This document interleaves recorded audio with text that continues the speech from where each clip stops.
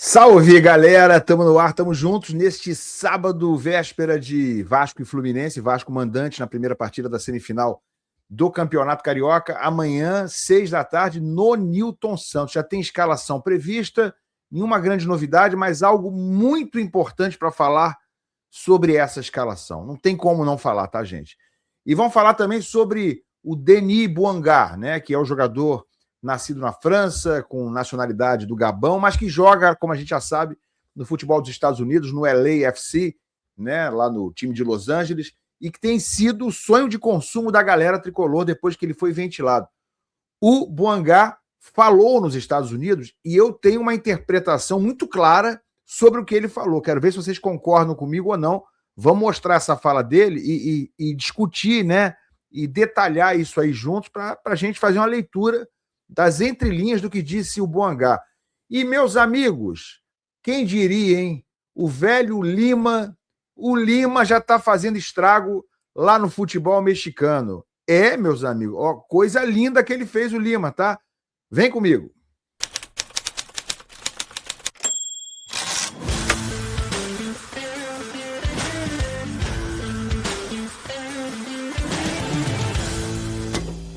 Paulinho procurou, colocou e entrou!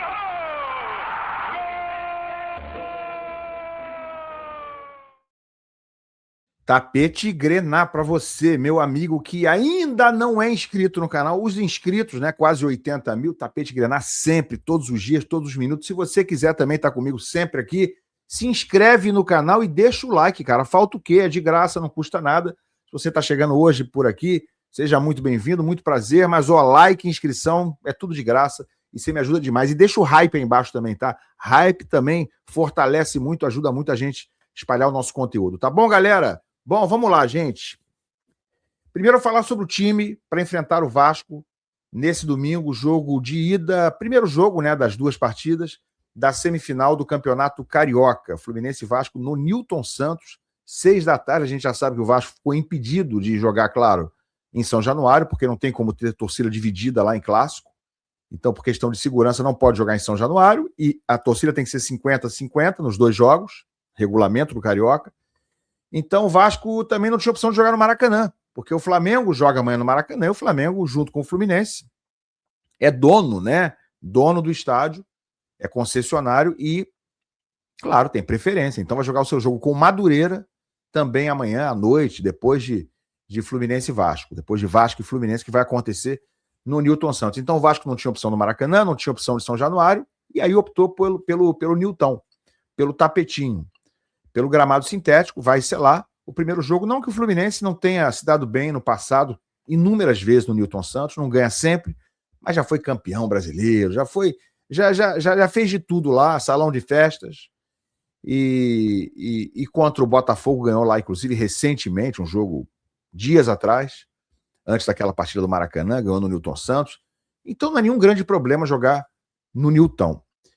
Problema só é que o Zubeldia vai com o time titular, né, com o chamado titular, aquela máxima do não vai mexer no que está ganhando, mas, gente, eu acho que isso aí não deveria impedir o Zubeldia de realmente ser mais razoável, ter bom senso em relação à situação do Freitas. E lá, vocês reclamam do Freitas, vocês perseguem o Freitas, não tem nenhuma perseguição, gente. Estamos falando de um fato lógico. Se nós temos dentro de um time vencedor, que está conseguindo coletivamente funcionar, nós temos uma peça que individualmente está comprometendo, ainda que ele coletivamente funcione boa parte do jogo, e eu concordo com isso, mas ele é um zagueiro. Quando um zagueiro falha individualmente, de forma grave, dentro da área ou próximo à sua grande área, o que acontece? Muitas vezes acontece o gol do adversário, como aconteceu contra o Bangu. Ali estava 3-0 Fluminense, no fim das contas não teve interferência real, né, em classificação, não teve consequências graves, digamos assim. Mas num jogo decisivo contra o Vasco, num clássico, numa decisão de campeonato, que pode acontecer, ele pode realmente representar um risco real, né? O Freitas, fazendo o que faz, ele representa um risco que eu vou além, desnecessário. Para que o Zubeldia está insistindo com o Freitas? Porque essa é a escalação prevista pelo GE, do time chamado titular, né, do principal, que é Fábio, Samuel Xavier, James, Freitas e René, Bernal, Martinelli e Lúcio. O Hércules já voltou a treinar, mas eu acho que perdeu lugar para o Bernal, tá? E na frente, Serna, Canóbio e John Kennedy. Tá tudo bem, tá tudo certo, dá para entender a escalação, mas o Freitas, pelo que a gente está percebendo, jamais vai ter a sua vaga questionada, colocada em risco. Porque precisa mais o quê? Quantas falhas consecutivas o Zubeldia precisa para simplesmente fazer o óbvio? Ele tem um grupo de jogadores. Eu acho que isso aí, acima de tudo, representa um desrespeito, um desprestígio, sem dúvida, aos outros jogadores que estão no grupo. Então, quantas vezes o Inácio jogar e mostrar mais segurança, mais regularidade, mais seriedade do que o Freitas, não importa quantas vezes ele fizer isso, ele vai continuar sendo reserva para sempre. Por quê? Porque sim, porque o Zubeldia resolveu que sim, que é amigo do Freitas, sei lá, porque é compatriota. Então, essa incongruência, essa incoerência, essa teimosia pode custar caro. E é importante a gente dizer agora, porque o time está ganhando, está todo mundo, digamos, feliz com o Zubeldia, mas isso não impede da gente ser verdadeiro, ser honesto e correto e justo e dizer o que está vendo em relação, pelo menos, a um jogador. Por que ele não faz essa alteração? Qual é o problema de tratar isso com meritocracia e testar outro jogador? Meritocracia serve para bem e para o mal, né? Se ele não está bem, se ele tem comprometido, se ele entregou bolas decisivas recentes em todos os jogos, o que justifica ele continuar? Então deixa a pergunta no ar. Eu quero que você opine sobre isso aí. Galera, ó, já vou mostrar olha, a participação no gol lá no América do México, do Lima, tá? Rapaz, você viu? Vocês não queriam Lima? Vocês. Eu não, nunca falei nada. Tô zoando. Mas, cara, o Lima tá fazendo... Ó, o Lima apareceu e apareceu bem lá no Campeonato Mexicano. Vou mostrar já para vocês. Antes, deixa eu falar do Boangá, né? O atacante de lado de campo, centroavante, 31 anos, que está jogando no LAFC, né, nos Estados Unidos, e que a galera queria muito que viesse agora nessa janela. Eu acho que realmente daria um ganho de qualidade, subiria de patamar o Fluminense para essa temporada de 2026. Sinceramente, eu acho que é um jogador que seria crucial, cara, porque é uma necessidade extrema que tem o Fluminense. Onde jogaria o Boangá? Cara, no lugar do John Kennedy, né? Que fez até um começo, ou está fazendo um começo de temporada bem razoável.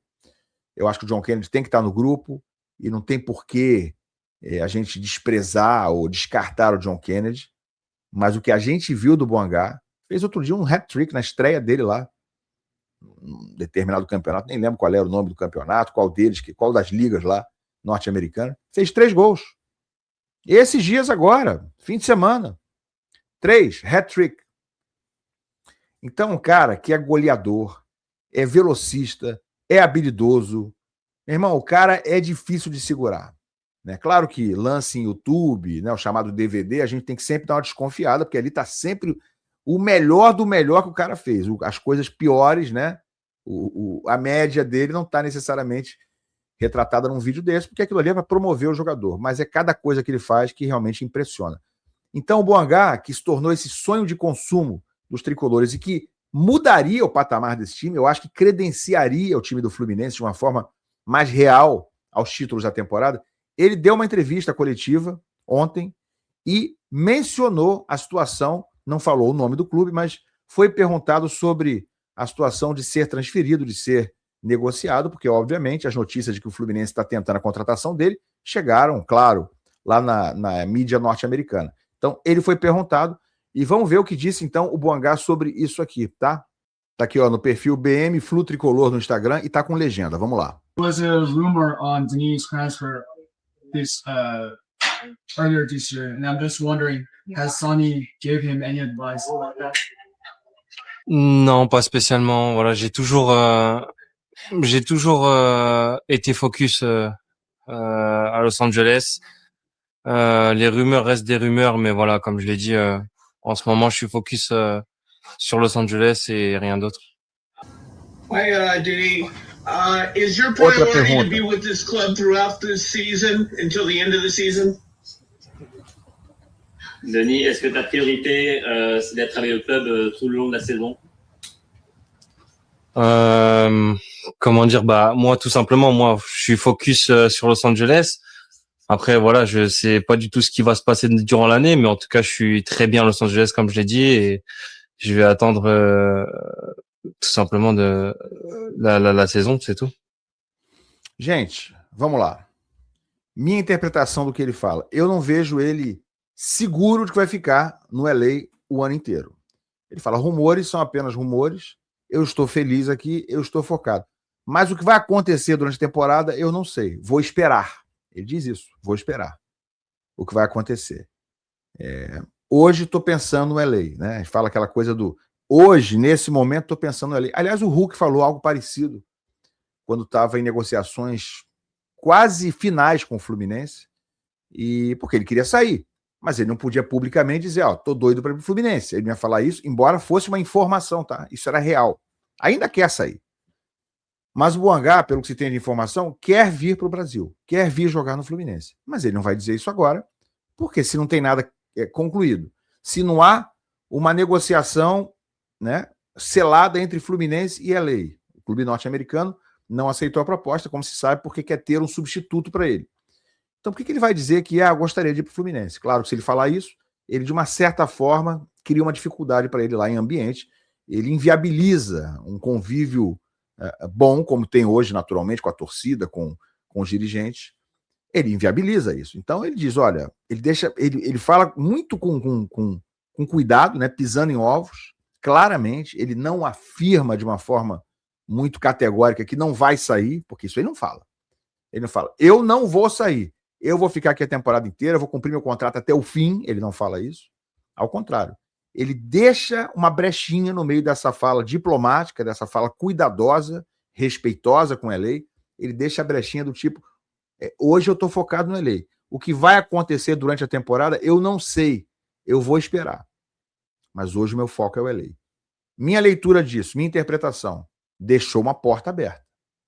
Eu acho que nas entrelinhas, na sutileza da fala dele, tá claro que ele sabe que está havendo uma negociação, tá claro que se tiver que sair, ele vai sair, ele só não deixou claro que está feliz com a situação e que ele gostaria de sair. Isso ele não pode falar. Ele não pode falar. Mas para mim ficou claro, né, que ele não assegurou que vai cumprir, que vai ficar o ano inteiro no LA. Vou esperar, não sei o que vai acontecer durante a temporada. E durante a temporada pode ser semana que vem, né, gente? Aliás, está acabando a janela e o Bouanga seria realmente uma chave de ouro, embora o Fluminense precise também de um zagueiro, a gente sabe disso, mas o Bouanga, ainda que não viesse um zagueiro agora, seria chave de ouro nessa janela. Porque o Arana não está sendo utilizado, já se machucou e o René virou titular. Esperava-se muito do Arana. O Gemes, ok, é titular, não acho que seja uma sumidade não, mas é um jogador que se firmou, não é o Thiago Silva, mas ok. Né? Eu acho que é uma contratação que já dá para dizer que deu certo. E o Savarino a gente ainda está observando, chegou a menos tempo, é um jogador que começou timidamente, já fez um gol, um belo gol, no jogo contra o Bangu, importante, eu acho que ninguém duvida da capacidade do Savarino, mas por enquanto ainda é uma interrogação. Falta aquele nome, né? Um nome para causar na janela do Fluminense, o Bouanga seria esse nome. Agora, está muito apertado de tempo. Quantos dias falta para a janela? Gente, dias úteis, faltam 7 dias. Hoje é dia 21 de fevereiro, dias úteis faltam segunda, terça, quarta, quinta e sexta da semana que vem, 5 dias, e na semana seguinte, dia 2 e dia 3, que é segunda e terça. Então são 7 dias úteis para Mário e Montenegro fazerem o que não fizeram em 2 meses. É improvável, né? Mas o Fluminense pode chegar lá com uma proposta firme, grande, maior, aumentar isso aí, chegar decidido, mandar a gente para lá pessoalmente para resolver e trazer de avião o Bouanga para a torcida tricolor ser um pouquinho mais otimista e feliz em 2026. Quem sabe, né? A esperança é a última que morre, mas dizem que ela também morre, né? Tomara que essa não morra. Galera, e olha só para a gente finalizar aqui, o Lima, lá no futebol mexicano, saiu do Fluminense tem 2 semanas. E o Lima já está aprontando por lá, minha gente. Participou decisivamente de um dos gols do América do México na vitória contra quem mesmo? Foi na vitória contra o Puebla, 4-0. O América do México goleou 4-0 o Puebla, fora de casa. Fora de casa, tá? 4-0. E o terceiro gol teve essa pintura aqui, essa assistência. Eu não vou dar o spoiler, não. Olha como é que foi a assistência do Lima Y al centro hay dos solos. Aquí está entonces el remate, el tercero gol. Gol! Assistência de peito, galera. De peito, hein? Pro Dávila, ó. Olha o Lima ali, ó.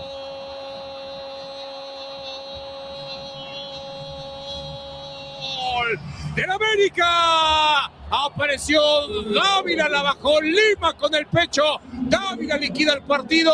Le quedan Lima de peito, minha gente. Atura ou surta? Olha aí. 11 minutos y medio al encuentro. Brian consiguió por este costado entre tres clavar el centro. Lima la baja y define Dávila la media vuelta. Celebra este gol con caliente.mx. Bienvenido al juego. Isso, no hay hein? fuera de lugar de Brian Rodríguez, más allá de... Camisa 45, a mesma que ele usava no Fluminense. Reparou o tempo de jogo ali? 78 minutos. Sabe com quanto tempo ele entrou em campo? 75. 74, 75. Entrou ali aos 29, 30 do segundo tempo. Em 3, 4 minutos ele fez isso aí em campo. É, meus amigos, atura. Esa situación, Lima la baja intentando él rematar, le queda muy adelantado, el remate de bote pronto es fascinante de Dávila, es un grandísimo remate, da un paso hacia adelante. Eu achei que ele dominou para bater ele mesmo, acho que ele não tentou dar o passe não. O que vocês acham? Dá uma olhadinha no último replay, ó. Bote pronto, contra el piso, remata cruzado, ya sabemos el América ya lo había encaminado y con esto podría acabar finiquitando el asunto, insisto, habría que revisar en la primera acción donde Brian está, dá a impressão que ligeiramente... Todos os ângulos. Mas aí fugiu dele um pouquinho a bola, né? E ele acabou permitindo que o Dávila finalizasse. Vocês estão com saudade do Lima, hein? Agora não adianta mais, né? Tarde demais. Embora ele tenha contrato até o fim desse ano de empréstimo, lá com a América do México, é só até o fim de 26, e o contrato com o Fluminense seja também até o fim de 27. Então, se ele não ficar lá no América no fim desse ano, ele volta para o Fluminense. Eu até fiquei com saudade, mas já passou, tá? Comenta aqui embaixo, se inscreve no canal, deixa o hype, comenta, a gente se vê, valeu.